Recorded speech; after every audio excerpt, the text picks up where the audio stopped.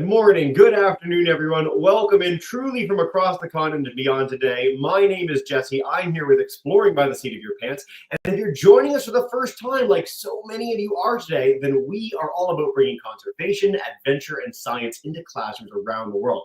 And you're catching us in a very exciting day because we are continuing our epic cross-Canada virtual road trip. Now, every single year for the last 3 years, we've had the opportunity to partner with the amazing folks at Parks Canada and Canadian Geographic Education to showcase and celebrate the coolest places, not just across Canada, but truly the world. It has been so much fun to get to feature parks from coast to coast to coast in this beautiful and gigantic country to classes like you. Now, all of them are on our YouTube channel, so you want to catch them in English, French, our first ever Inuktitut broadcast yesterday, a Mandarin broadcast we did last week. You can catch them all on our YouTube channel. Lots to explore and discover. Now, I'm so excited, as I know all of you are with the number of people we have signed up for today, for our first one ever in Nunavut. I'm so excited to take you over to Meryl Pilgrim in a minute. She's going to take us on a journey of one of the most special places on planet Earth up in Nunavut. We have the most Nunavut classes we've ever had on a broadcast today, so bravo, and thank you all for joining us as well. And the point of this series is to showcase the culture, the history, the biodiversity of Canada's wildest landscapes. And in today's presentation, we're going to blend all of those together. So if the 940 of you that are signed up from across the continent today are as excited as I am, let's buckle up, dive in, and I'm going to turn you over to Meryl to your minds. Meryl, thank you so much for joining today and welcome to the program. Hey, good morning, Jesse, and everyone in class. It's so awesome to be here. Thank you to Exploring by the Seat of Your Pants for this unique opportunity to connect with all of you on this amazing virtual road trip across Canada. So yeah, my name is Meryl, and Tamara, Bernice, and Deborah are here with me too. Deborah is one of our Inuit colleagues, and she has kindly offered to help me out with some of the Inuktitut pronunciation. So we all work for the Nunavut Fields Unit at Parks Canada, and like Jesse was saying, today, we're going to take you on a trip to Ukkusiksalik National Park in the far north. So Ukkusiksalik, now that is a mouthful, isn't it? Can you guys say it with me? Ukkusiksalik. That's great. Ayungi. And that means well done, everyone. Awesome. So now, this park is in the newest, largest, and the northernmost territory of Canada called Nunavut. And it's the yellow area right at the top, very close to the North Pole. Now, since we're on a road trip, how long do you think it'll take to drive here? So clap if you think this might be the right answer. Do you think it might be 10 hours? Do you think it might be 30 hours? I think it's a trick question, isn't it? There's no hours at all because you can't drive here. There are no roads here. So how are we traveling today? We're going to go on a very, very special magical road trip. We're going to zoom from place to place in our very own pretend magical spaceship. Woohoo! So now, Nunavut's land, water, and ice are the homeland of Inuit in Canada. Inuit are the indigenous people of the Arctic, and we'll be learning a lot about Inuit culture today. And before I continue, I just want to mention the meaning of the word Inuit. It means the people in the Inuit language of Inuktitut. And that is why we don't say Inuit people, because that would be like saying people. So Inuktitut language has many different dialects, depending on where you are in Nunavut. And you may have seen Inuktitut written out. It's often written in a different kind of alphabet called syllabics. And you can see the word Nunavut written here in syllabics on the slide. So as you can see on the map, Nunavut is pretty huge. Now, how many national parks do you think there are in Nunavut? If you have any guesses, put them in the chat. I will note too, for our StreamYard and YouTube classes, any participatory moments like this, please do keep your trigger fingers at the ready. Share in the chat. I'll happily pass along any answers to Meryl and the team there. I know it's a little bit delayed for some of you, especially on YouTube, but we'd love to hear from you, and I can always bring them up on the broadcast as well. Let's see. Oh, we've got 10, 5, 4. We've got 3, 50 national parks. We got a lot of options. Whoa, yeah. I heard one right answer. Because it's 5. We've got 5 national parks, amazing places in Nunavut. And there's also a national marine conservation area, and there's a national historic site there as well. Awesome. So something that is really important to know is that all of the Parks Canada places in Nunavut are protected together with Inuit. So each park and place has a committee or a group of people that makes all the important decisions about the parks. Now, as you know, the park we talk about today is called Ukkusiksalik National Park, and you can see it on this map. It's that green area. Now, this is a pretty young national park because it's only officially been a national park since 2014. So it might even be younger than some of you guys. So this is a little close-up of the park here. So it looks small there, but it is really, really big. So it's about half the size of Iceland. So this special area has long been talked about as a land of plenty because it is very, very rich in wildlife, and it is home to many, many different species. But what is so unique about Ukkusiksalik is that it's not just a very special natural area, but also a cultural landscape. So Inuit and their ancestors are central to it. So Ukkusiksalik is a land that is full of stories, and Inuit preserved the knowledge by telling stories from generation to generation. So a lot of what we talk about today is knowledge that was passed on from elders. So we know that the Inuit of this area followed a nomadic lifestyle. Now, do you guys know what that means, nomadic? So show me your hands if you do.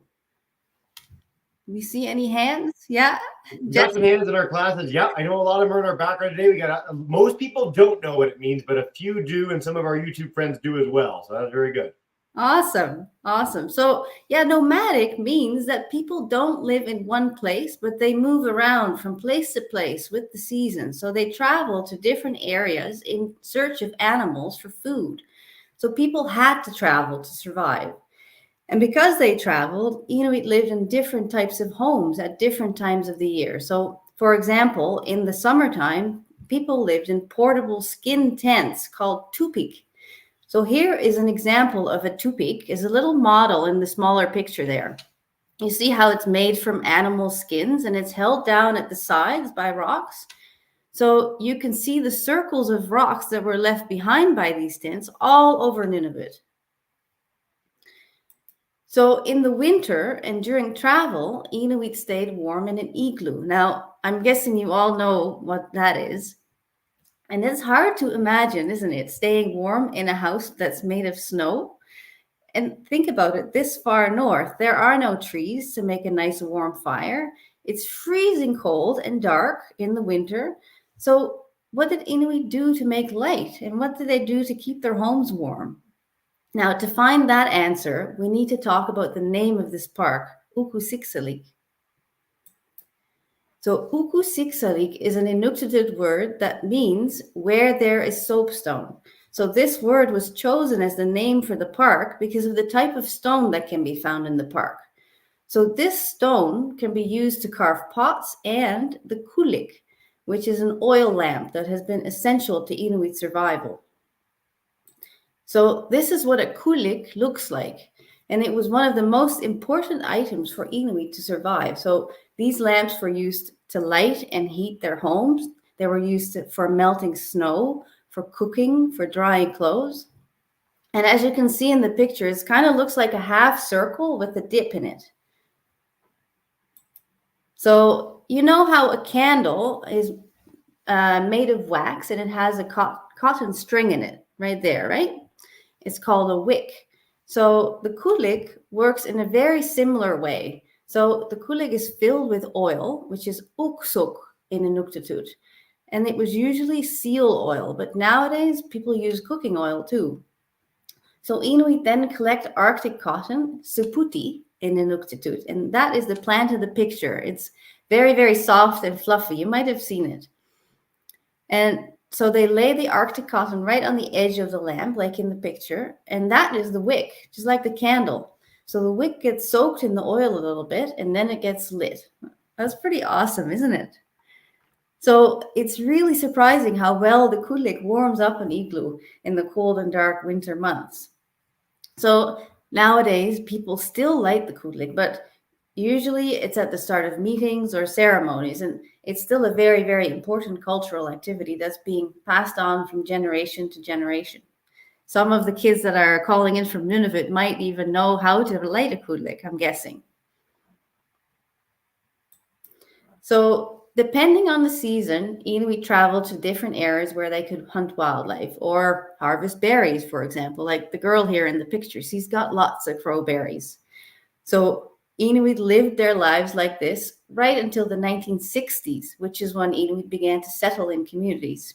So that's not very long ago at all, is it? So you might have grandparents that were born before that time, right? So elders, they have shared about 5 different places in Ukkusiksalik that are very, very important to Inuit. And today, we're going to travel to these places together to see why they were and still are so important. So we have a lot to cover. So let's get on our magical spaceship and get started.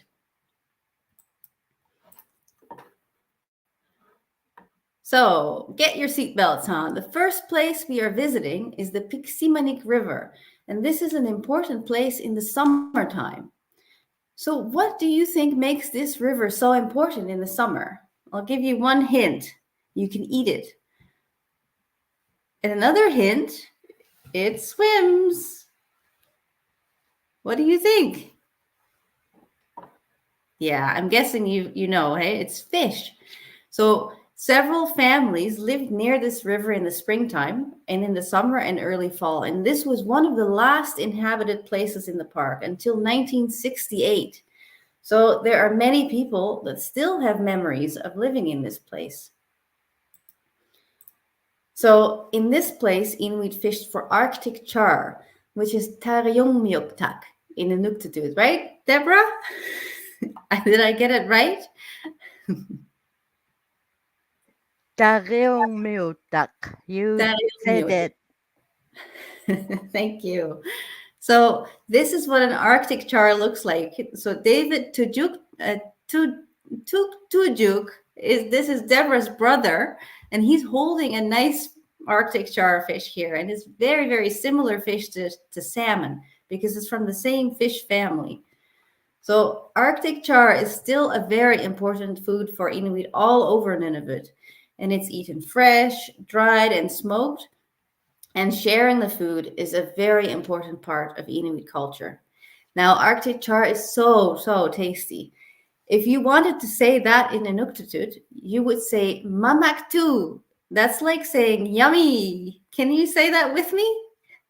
Mamaktu. Mamaktu. Mamaktu, yeah. So has anyone here tried Arctic char? If you have, wave your hands. Super, super tasty. I'm guessing all of you in Nunavut probably have. So traditionally, Inuit would harvest char by creating these stone barriers at the mouth of rivers, gathering the fish in a smaller space, and then spearing them with a kakivak, which is a traditional harpoon with a 3-pronged head. You can see it here in the photo. The man, Bartholomew Nuulluaq, is standing at the stone barrier, and he's holding a kakivak. Oh man, talking about Arctic char is making me hungry. So the Ukkusiksalik River was important for other reasons too, because further inland there are caribou, and there's also soapstone for carving. Remember? That's the type of stone that was used for carving things like the qulliq. So at the river itself, you can still find many cultural places like tent rings, the ones we talked about earlier too, right? So let's continue our journey through the park and travel to the next place. So let's put up our tupik here. This is the second important summer place. It's called Tinyu. And Tinyu means low tide that goes very far because the tides here go very, very low. You can see it in the video here. It's a big, big tidal area. So this is another place that's very important for fishing Arctic char, but also because caribou are close to this area during the summertime. So in Inuktitut, caribou are called tuktu, So according to the elders, caribou tend to come closer to the water in the summertime, probably because they know that closer to the water, there are less mosquitoes. So I'd be closer to the water too to get away from them. So caribou are an important part of the diet for Inuit, and their skin is used to make things like clothing and tents. And their bones are used for tools and other items. And you can see an example here in the photo of a caribou parka, for example. See, it looks really warm, doesn't it? So some fun facts about caribou. Did you know that both male and female caribou have antlers? So that's different from other members of the deer family, where only males have antlers, like moose, for example, and deer and elk. So another cool thing is their hooves, caribou hooves, are sharp and they're kind of hollowed out like a scoop. So they're kind of shaped like a shovel to help them dig through the snow for food. Another thing is that their coat is made up of hollow hair. So in the picture, you can see an example of a caribou hair under a microscope. You see those little air pockets? So that hollowness, it helps to trap warm air and it helps to insulate the caribou, keep them warm. But the hollow hair also helps them to be amazing swimmers. It helps them float. Pretty cool, isn't it? So that was Tinyu. Let's have a look again at our map and fly to our next destination. And this one is very, very cool. So it's also one of the hardest words ever to pronounce. So I'm going to give it a try. It's a place called Ukkusiksalik. Ukkusiksalik. Did I get that right, Deborah? Deborah, you're muted, but you're nodding, so that's a sign. I think so. Ukkusiksalik. You said it. Yay! Awesome. Ayungi. Nice. That's great. So this place, the name actually means place of the rope game. So this was a really important gathering place for Inuit. So Inuit came here mostly in the springtime to catch fish and to hunt seal. But while they were gathered there together, they also had a lot of fun. They were playing games, they had drum dances, and they shared their food with each other. In this place, Inuit also stored their food for the winter, and there are more than 60 old food caches there for meat. So do you see the photo on the right there, that big pile of rocks? That's an old food cache. It would keep food cool, and it would also keep animals away. So Ukkusiksalik is one of the richest archaeological sites yet in Ukkusiksalik, with at least 177 places like tent rings and food caches. And these places help tell us all kinds of stories about the way that people lived there. But the really unique thing about this location is a rope game structure. It was built for people to have competitions. It has the shape of a doorway or a gate. So you can see it in the picture there on the right side. So there are two rock pillars. You see those huge boulders? So they were most likely left behind by glaciers, but many of the other rocks there, they were rolled into place by humans. So this is what the game looked like. So a rope would be stretched between the rocks, and it would be used for a kind of gymnastics. So just like on the monkey bars in the playground at school, for example. So Inuit would use this rope to swing back and forth, and then they would go over it and make a circle while hanging onto the rope, swinging themselves around. So can you imagine that? That sounds really tricky, doesn't it? So with some practice, some people were able to make a full spin. That's amazing, isn't it? So the neat thing about this place is that it was used to get together with other families, as well as to gather and share food. So these three places that we've traveled so far, they were really important in the spring, summer, and fall. But as it got colder, Inuit moved to different areas. And one of these important places is the next place that we will visit. So let's go. So the next place I want to show you is a really important place in the cold winter. It's a set of islands called Nuulluaq. And hang on, I'll soon explain why it so special?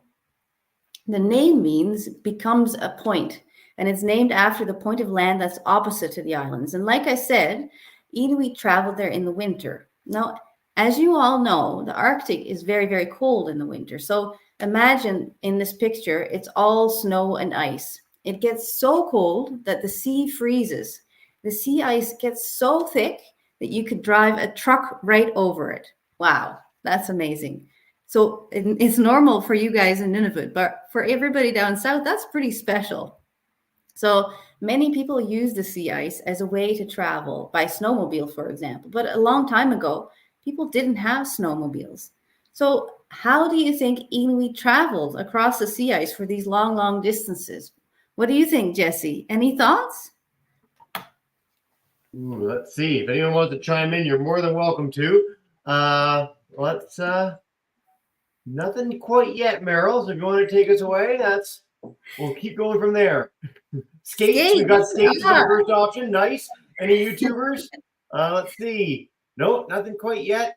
Feel free to be at the computer, guys, if you want teachers. Oh, any other options? Sled. Sled. That's good options. Snowshoes. Fantastic, everybody. Some awesome guesses, but it is actually the closest one is a sled. Because, for thousands of years, they traveled by dog team. But dog teams have been used to travel around for years and years and years. And they would be towing sleds called qulliq. So a dog, or qimmiq in Inuktitut, is not only good company, and they don't only tow your sled, they also serve as protectors, letting people know when there are polar bears nearby, for example. So even though nowadays snowmobiles are very popular, sled dogs are still really important to Inuit culture. So back to Nuulluaq, the place where we are. People traveled there in the winter for a very specific reason. Now, as you know, the ocean has tides and currents, and in some places, the tides and currents, they keep the seawater from freezing, creating these patches of open water called polynyas. And this is what happens at Nuulluaq. That's a pretty big deal because these areas are full of small sea organisms, which are a really great food source. And this and the open water attracts all kinds of animals. Now, I have a sound I'm going to play for you, and I want you guys to listen to it and guess what animal makes this sound. If you think it's number 1, show me your best narwhal tusk. If you think it's number 2, show me your biggest polar bear paws. And if you think it's number 3, wave your flippers. So let's listen to the sound.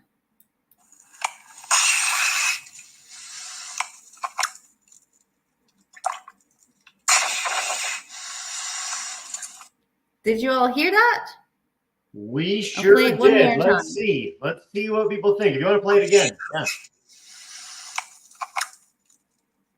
So if you think 1, show me your best narwhal tusk. If you think 2, show me your biggest polar bear paws. And if you think 3, wave your flippers. All right, we've got a bunch of 1 so far, a 3. No, everyone is saying it's not polar bear. People have given up on the polar bear as an option. 2 is eliminated. But a lot of 1s, a lot of 3s.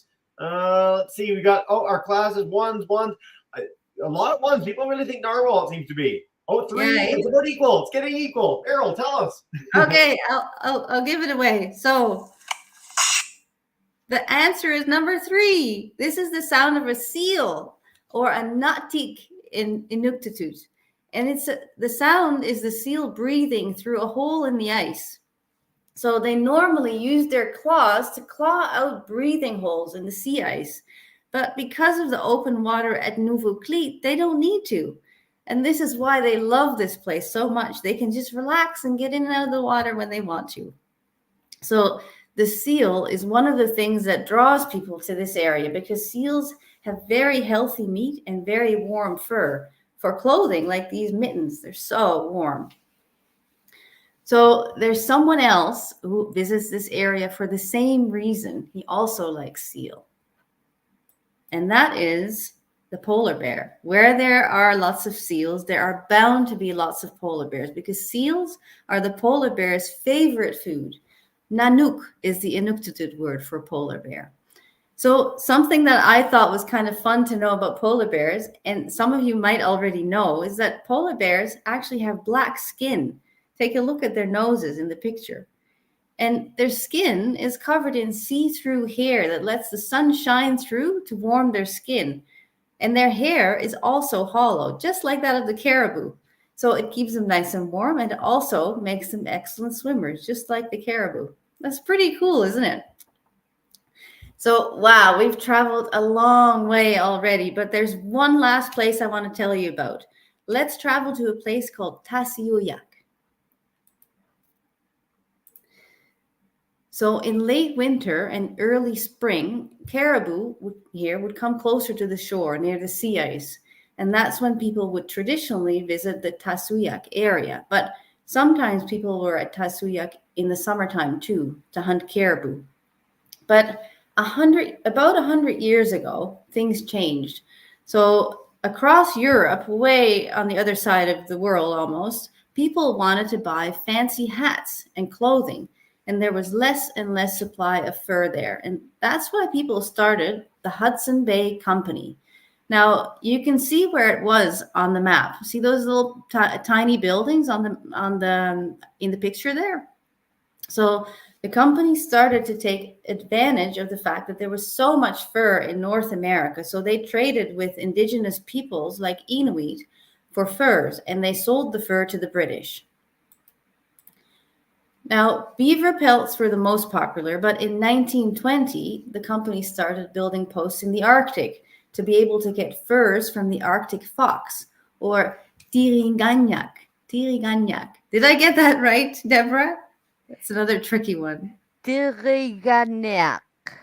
Tiriganyak. Okay, so that's the Arctic fox, and their fur is so warm and so soft. Now look at this little guy here in the photo. He looks so soft, doesn't he? So in 1925, the Hudson Bay Company set up this fox fur trading post in the Tasiuyak area. And here are two photos. There's one here taken when the post was still in use, and the other is what it looks like there now. So the Hudson Bay Company post was first run by Hudson Bay Company personnel and later managed by an Inuk from the area.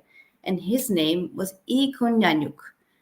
The post was finally abandoned in 1946, but people continued to live in that area for a while. And later, some families camped in the area, even for years at a time sometimes. So as you can imagine, the building of the Hudson Bay Post had a really big effect on how people lived. As we now know, Inuit traditionally survived by hunting and gathering. But when settlers arrived, that changed to a lifestyle based on making money or profit. And there was a store, people could buy things, they could trade their furs for other things that made life easier, like metal pots or food like flour for bannock. And that was pretty different. It was a huge change.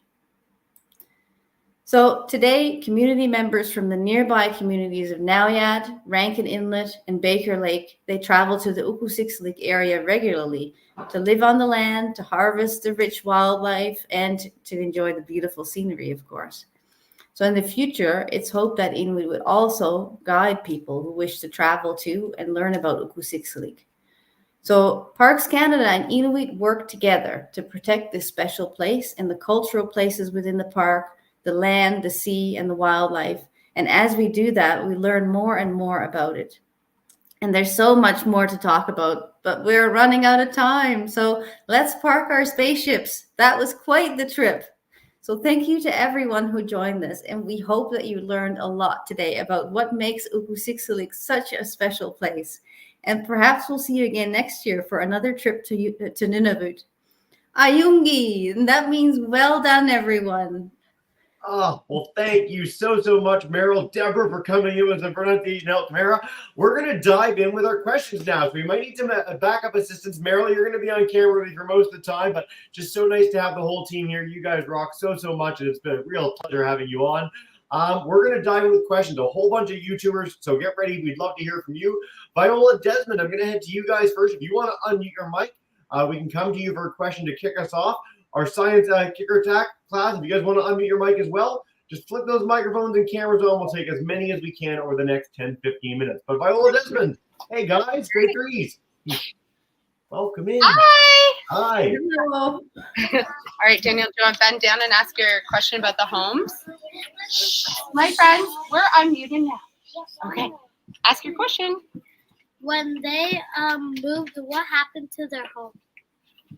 Well, they would bring the skin tents. They would bring them along with them. But igloo, for example, the winter houses that were made out of snow, they would make them over again wherever they went. Right? Yeah, they took big blocks of ice and snow and stacked them up together again in the next place. Yeah. Quick question from YouTube, Miss Roberts class. Do people still live in igloos and hunt on the land? Igloos are still used, yes, and they're mainly now used for safety. It's still a very, very important skill for people that is still passed on from generation to generation, because people still very much live on the land and they still hunt for the same animals they always have. So being able to build an igloo when you're out in the middle of nowhere is a really important skill, because if, a snowstorm comes in, for example, and you can't find your way home, it's really important that you're able to make yourself a good shelter. So those skills are still used, yes. Just an interesting side note from the perspective of exploring by the seat of your pants. When they send people down to Antarctica and they're about to go out into the middle of absolutely nowhere in the middle of the continent, they teach them how to make an igloo so that if they're getting in trouble, they know how to survive. They can build a shelter for themselves. This is a sort of a knowledge set that is used literally from pole to pole on this planet, which is very cool. Yeah. Oh, go ahead. Do you have any more, Meryl? Sorry. No, you go ahead. No. Lovely. We got so many questions coming in on YouTube. Geez, Miss Mustard's class, our Tribune Drive Public School folks, they want to know, how far can seals see? Oh my goodness, that's a really good question. I think they have pretty good eyesight, but I don't know if I can tell you exactly how far they can see. I don't know if Tamara or Deborah have an idea, but otherwise, we'll bring them in. We'll address this one together. Seal vision, pretty good. Well, Tamara, maybe you would know. I mean, seals do live in the ocean, so they could see in the dark. And when they're up sunbathing, I don't know how far they would see, because when they're up on the ice pan, they're just sleeping. And I think their sense of hearing is their most important sense. I don't know the answer to how far can they see, but I believe they can hear much further than they can see. Their calls underwater connecting with one another is a reason for that, and polar bears sneak up on them. It's why polar bears have so many adaptations to be quiet, because you really don't want somebody to come crashing through the roof and grab you, and so they're very attuned to listening for things that might be coming to get them while they're hanging out on the ice. So it's a great answer, everybody. Thank you all so much for that. So many questions on YouTube. I'm going to come back to our Viola Desmond crew soon. Again, our Nunavut class, if you guys want to flick on your mic, camera, share any in the chat, we'd love to hear from you, of course. But let's see, what are some of the tools they made with the bones that help them with hunting? Any bone tools you can share with us? Yeah, so actually, I can grab something that is pretty cool. Just give me 1 sec. Okay. While she's off to grab that, I'll just note again, if you want to check out this program after the fact, share with family and friends. It's on our YouTube channel. Everything we do goes there. We'll be doing a French program later as well. So lots of opportunity to keep the excitement going. And it looks like Meryl is back with her tool. Here we go. So this is, for example, this is an ulu. It's a traditional women's knife that people would use in Nunavut. And the handles, for example, could be made with bone or with antler. So that's one type of tool they would use that for. And Deborah, do you have any other thoughts? I'm guessing sometimes maybe the harpoon. Oh yes, very much so. The caribou bones and antlers were made for kakivak, ice fishing handles, needles, what have you, and right now they use those for making jewelry, rings and beautiful pendants and brooches. But yeah, so ice fishing handles, needles, ulu handles, you name it, everything was used to make tools and beautiful jewelry with. Yeah. and even games too, like for children, games Bone and toys would be games. made out of antlers and bones. Ayaga. Yeah. Mm. This is something that we come to in a few of our broadcasts, actually, is just using every part of every animal for all manner of things. Why waste something if it can be used as a tool, as a game, as a hunting implement? I'm really glad we got that question. Thanks, guys. Thanks, Deborah, for the jumping in again. Guys, I'm going to head back to our Viola Desmond crew live. If you guys want to come on in and take us away, I'll take a few from YouTube after that. And then time flies and you're having fun. We are nearing the end of the broadcast, which is pretty exciting. So come on in, grade threes. Hi. Hi. All right. Ask your question. Is there volcanoes in there? Ooh, volcanoes. Ooh, there's no active volcanoes that I'm aware of. There might be, I don't know, there might be old volcanoes that are from a long time ago, but not that I'm aware of. I'm really Tamara, curious, actually. We'll bring Deborah in for this as well, but are there any natural disaster or threats generally, aside from volcanoes? I like where your head's at, kid.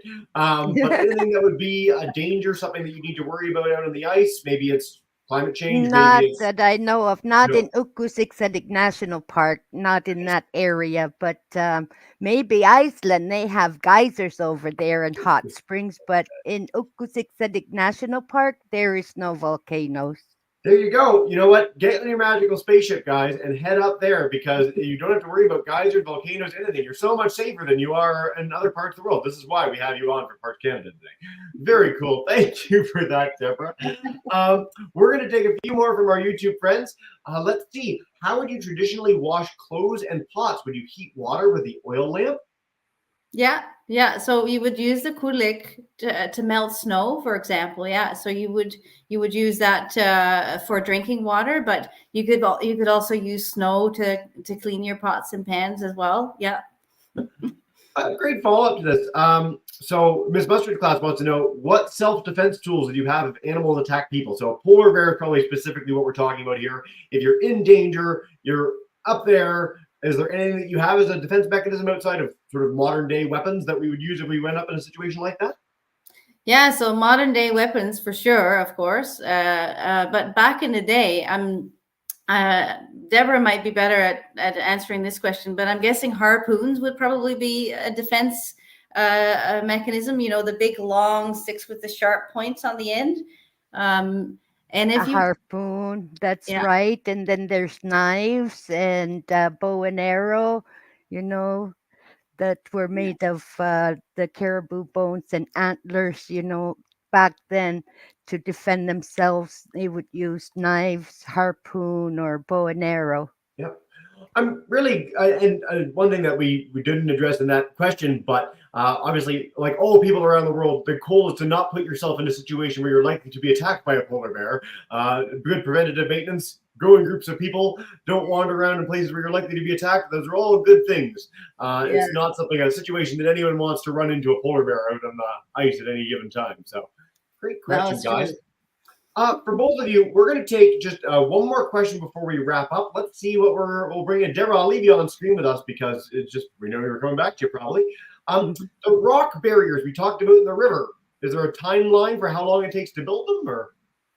I don't know. Well, I guess it depends on how big the river is, and they would stay there. So once you build them, they usually would stay there. You might have to, at the end of the winter, fix them up a little bit after the ice came through, but I'm not sure. Like, I guess if you had lots of people, you could do it, in a shorter amount of time, and people would work together to do these types of things. So, I don't know if there's a specific timeline. Deborah?